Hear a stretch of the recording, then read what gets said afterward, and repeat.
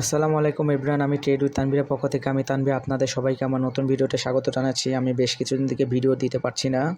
আসলে বিনিয়োগকারী হিসেবে আমরা সকলেই হতাশ, সবারই মন খারাপ রয়েছে। এখন বাজারের অবস্থা খুবই খারাপ, প্রতিদিনই পতন ঘটছে। বাজারের লেনদেনও অনেক কমে গেছে, 300 থেকে 400 কোটি টাকার ঘরে লেনদেন হচ্ছে। আমি গত 2 দিন আগে আমার একটি লাস্ট ভিডিও দিয়েছিলাম, সেখানে আমি ইন্ডেক্স নিয়ে আলোচনা করেছিলাম। আজকেও ঠিক সেই ইন্ডেক্স নিয়ে আলোচনা করব এবং একটি শেয়ার নিয়ে আলোচনা করব। আশা করি আমার ভিডিওটি ভালো লাগবে। যদি ভালো লাগে অবশ্যই আমার চ্যানেলটি সাবস্ক্রাইব করে দিবেন এবং শেয়ার করে দিবেন ভিডিওটি। তাহলে চলুন কথা না বাড়িয়ে মূল ভিডিওতে যাওয়া যাক। আমি গত 5ই অক্টোবর আমার একটি ভিডিও দিয়েছিলাম এবং ভিডিও অ্যানালাইসিস অনুসারে আমি বলেছিলাম যে মার্কেট একটি ট্রেন্ড লাইন অনুসরণ করে চলছে। যদি ট্রেন্ড লাইনটা ভেঙে যায় তাহলে কতদূর নামবে সেটিও আমি দাগিয়ে দিয়েছিলাম। সেই দাগ আমি একটি বক্স এঁকেছিলাম, যেটি হচ্ছে 5229 থেকে 5334 পয়েন্টের মধ্যে একটি বক্স এঁকেছিলাম। আজকে মার্কেট ঠিক 5334 5335 রেঞ্জেই এসে মার্কেট শেষ হয়েছে। যদি আগামীকাল মার্কেট পজিটিভ থাকে তাহলে এখান থেকে ঘুরতে পারে। যদি মার্কেট কালকেও নেগেটিভ থাকে, যদি বক্সের ভিতরে ঢুকে যায় তাহলে বক্সের লাস্ট সীমা অর্থাৎ যে সাপোর্ট রেঞ্জ 5229 পয়েন্ট, সেখান থেকে বা 5229 বা 30 এই পয়েন্ট থেকে ঘুরে যাবে। আর যদি কালকেই মার্কেট পজিটিভ হয় তাহলে হয়তো এখান থেকেই ঘুরে যাওয়ার সম্ভাবনা থাকবে। মার্কেটটি আজকে অর্থাৎ 7ই অক্টোবর মার্কেট ঠিক বক্সের উপরে এসেই ক্লোজিং দিয়েছে এবং বক্সের ভিতরে ঢোকার চেষ্টা করেছিল। পিন বারটা দেখুন বক্সের ভিতরেই রয়েছে, কিন্তু ক্লোজিংটা দিয়েছে ঠিক বক্সের উপরে। তাহলে এখান থেকে আগামীতে মার্কেট ঘুরে যাওয়ার সম্ভাবনা থাকবে। কিন্তু যদি বক্সের মধ্যে আগামী মার্কেট ঢুকে যায় তাহলে বক্সের সাপোর্ট জোন অর্থাৎ 5229-30 পয়েন্ট পর্যন্ত নামলেও নামতে পারে এবং সেখান থেকে ঘুরলে অবশ্যই একটা ভালো জাম্প দিবে। যাই হোক, মার্কেট নিয়ে বেশি কথা বলে লাভ নাই। এখন আমি একটি শেয়ার নিয়ে আলোচনা করব, সেটি হচ্ছে অগ্নি সিস্টেম। এটি আইটি সেক্টরে বি ক্যাটাগরি একটি শেয়ার। এর পেইড আপ ক্যাপিটাল রয়েছে 73 কোটি টাকা, মার্কেট ক্যাপ রয়েছে 263 কোটি 38 লাখ টাকা, অথরাইজ ক্যাপিটাল রয়েছে 100 কোটি টাকা, লং টার্মে এর লোন রয়েছে মাত্র 1 কোটি 70 লাখ টাকা, শর্ট টার্মে এর লোন শুধুমাত্র 70 লাখ টাকা, এর রিজার্ভ রয়েছে 19 কোটি 90 লাখ টাকা। এই কোম্পানিটি 2003 সাল থেকে ডিএসসিতে লিস্টেড রয়েছে। এই কোম্পানিটির ডাইরেক্টর হোল্ডিং রয়েছে 32.34%, ইনস্টিটিউটের হোল্ডিং রয়েছে 11.88% এবং পাবলিকের হোল্ডিং রয়েছে 55.78%। অর্থাৎ পাবলিকের কাছে প্রায় 4 কোটি 5 লাখ শেয়ার রয়েছে। কোম্পানিটি পিই রেশিও 30.25, ইপিএস 1.20 পয়সা অর্থাৎ 1 টাকা 20 পয়সা, ন্যাব রয়েছে 16 টাকা 37 পয়সা। গত 52 সপ্তাহে এই কোম্পানিটির সর্বোচ্চ প্রাইস উঠেছিল 36 টাকা 90 পয়সা এবং গত 52 সপ্তাহে সর্বলোয়েস্ট প্রাইস ছিল 22 টাকা 50 পয়সা। বর্তমানে এই কোম্পানিটির প্রাইস রয়েছে 36 টাকা 30 পয়সায়। গেল কোম্পানিটির ফান্ডামেন্টাল অ্যানালাইসিস। এখন চলুন আমরা টেকনিক্যাল চার্টে চলে যাই। এই কোম্পানিটির এখন বর্তমানে এই কোম্পানিটি একটি ট্রেন্ড লাইন মেনটেন করে চলছে।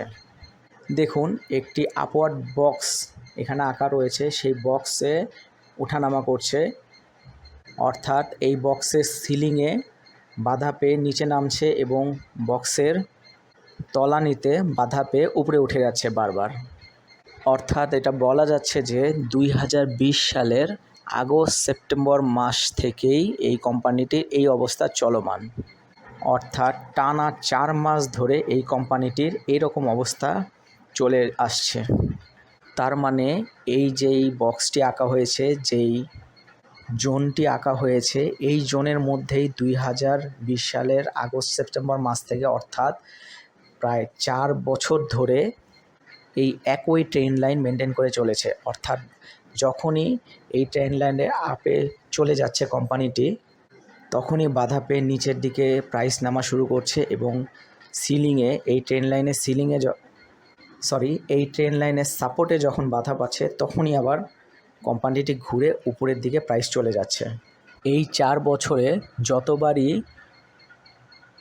এই ট্রেন লাইনের সিলিং ভেদ করে ওঠার চেষ্টা করেছে কিন্তু উঠতে পারে নাই, বারবারই পতন ঘটেছে।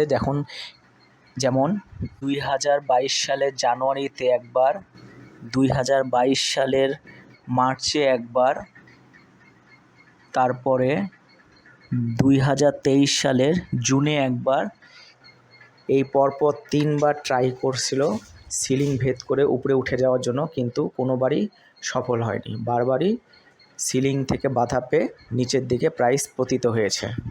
আবার ঠিক একইভাবে 2021 সালের এপ্রিলে, 2023 সালের নভেম্বরে, 2024 সালের জানুয়ারির দিকে, 24 সালে ফেব্রুয়ারির দিকেও একবার এবং 2024 সালের জুনের দিকে একবার নিচের দিকে অর্থাৎ এই ট্রেন লাইনের সাপোর্ট জোনে বাধা পেয়ে প্রাইস আবার উপরের দিকে জাম্প করেছে।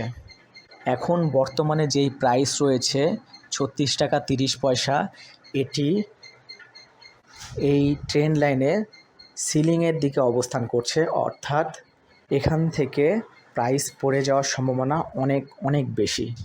ইতিমধ্যেই 11ই সেপ্টেম্বর 2024-এ কোম্পানিটির শেয়ারের দাম এই বক্সের রেঞ্জের সিলিংয়ে বাধা পেয়েছে এবং বর্তমানে সিলিংয়ের কাছাকাছি ঘোরাফেরা করছে।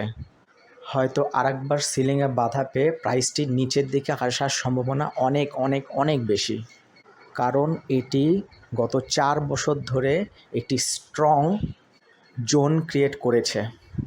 যদি মার্কেট খুব খুব খুব ভালো না থাকে তাহলে এই জোন থেকে উপরের দিকে অগ্রসর হওয়া কোনো মতেই সম্ভব নয়।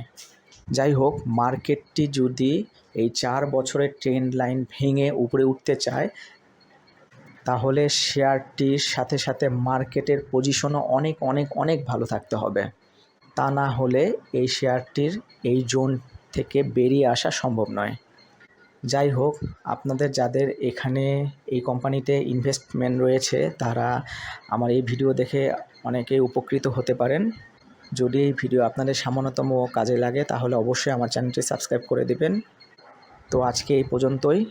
আগামীতে অন্য কোনো শেয়ার নিয়ে আলোচনা করব, শেয়ারের ফান্ডামেন্টাল, টেকনিক্যাল এবং সাপোর্ট রেসিস্ট্যান্ট নিয়ে আলোচনা করব। তো আজকে এই পর্যন্তই। সবাইকে ধন্যবাদ।